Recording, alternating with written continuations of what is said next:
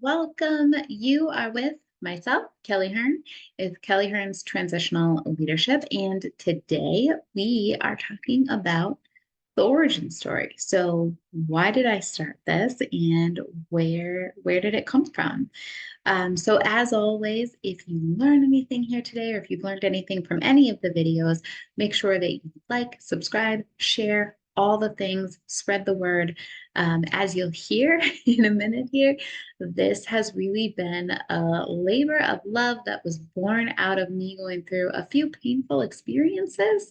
And so as many people as I can help is really where my heart lies. So if you are able to share this far and wide, for anyone who can benefit from it, I would be eternally grateful. So, where did transitional leadership and kellyhearn.com actually come from? It actually started a very long time ago. So, I have been leading people and developing leaders for more than 20 years now.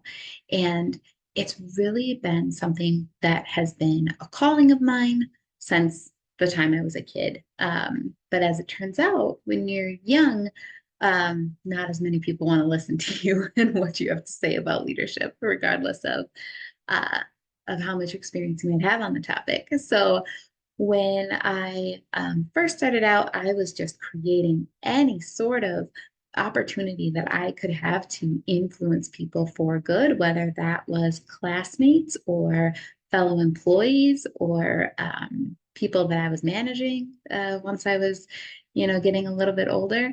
I was taking it and I was creating groups and forcing myself onto stages and all sorts of things so that I could help build influence and develop people along the way.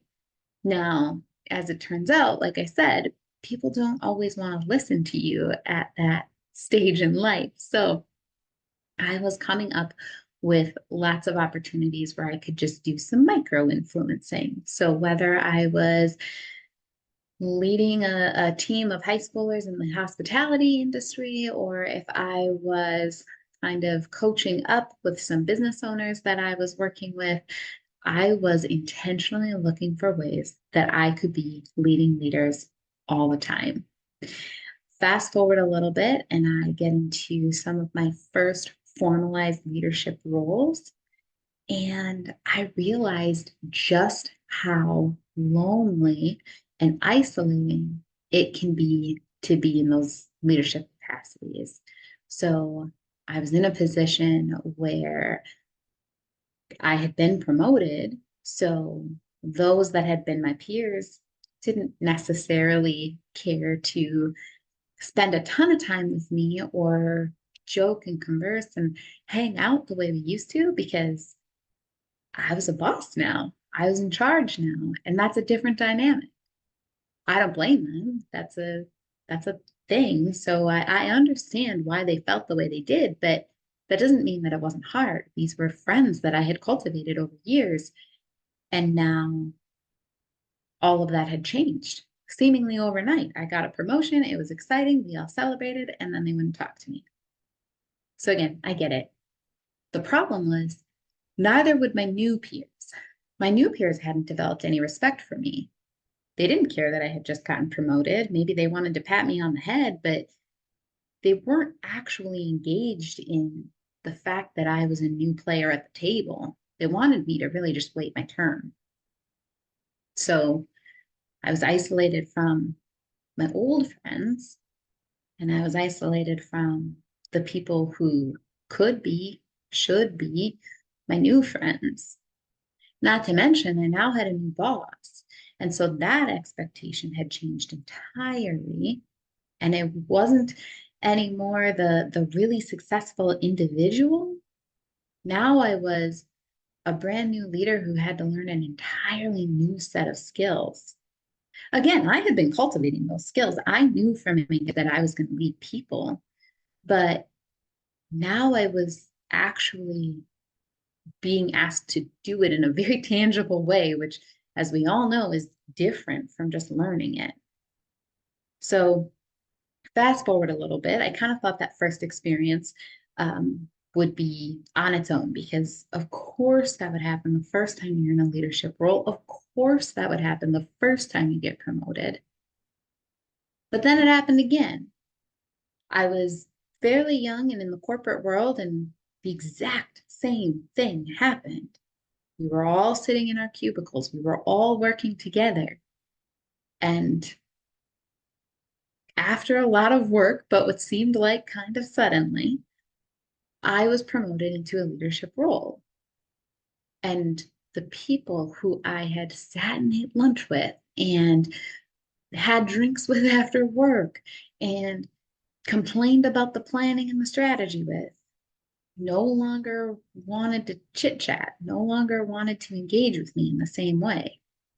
And I knew that things had to change a little bit. I knew that in a corporate setting, it would look a little bit different, and you wouldn't be able to be as buddy with all of those people because the roles are different. It's kind of like parents trying to be friends with their kids. It's just not the same thing. So I understood that. But the same thing happened with my new peers again.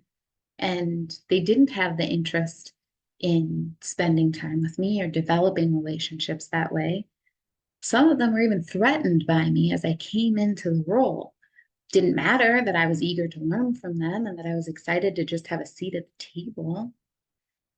They didn't like that I was there, and they didn't like that I had things to say and had an opinion and wanted to make a stand on certain issues.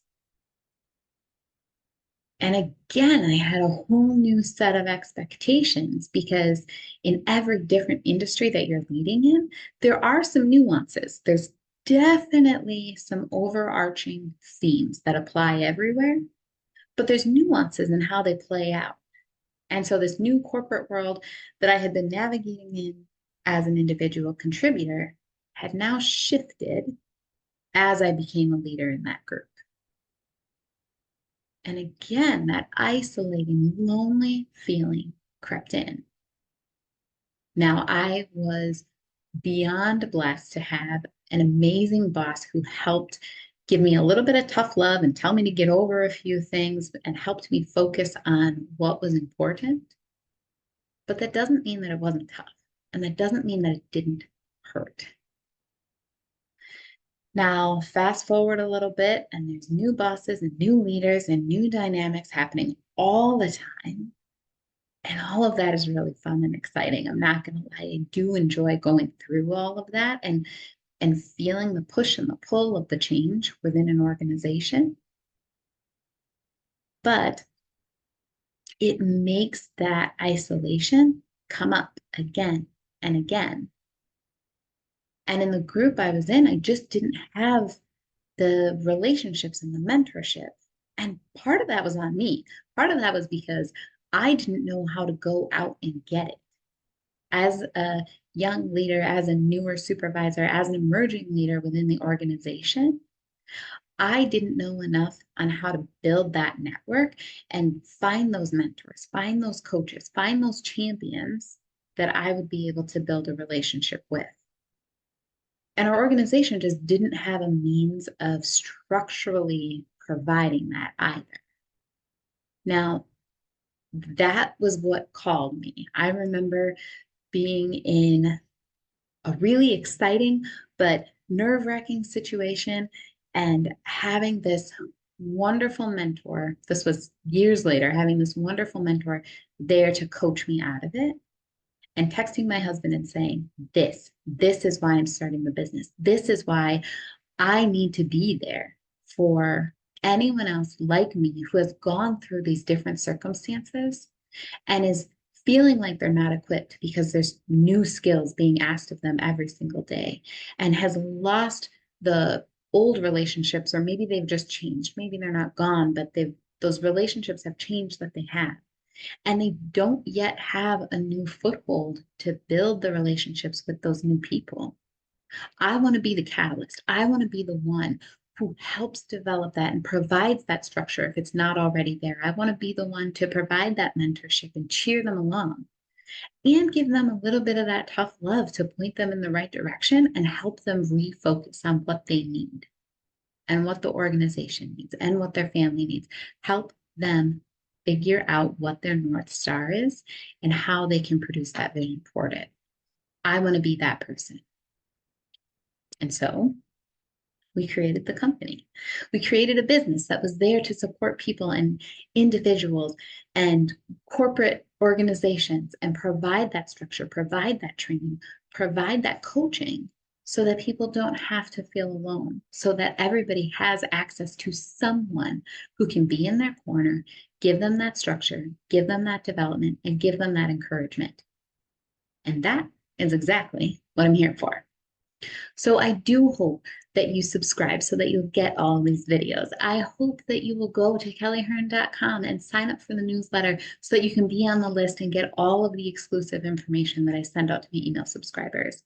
I hope that you will spend some time on the site and see if there's another opportunity that will help you and provide that same development and structure and action and tough love that I want to be able to provide you.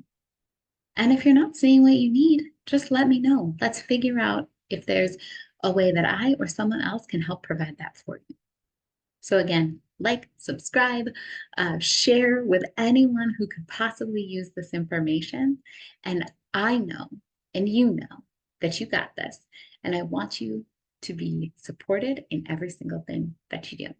All right, friend. Have a great day.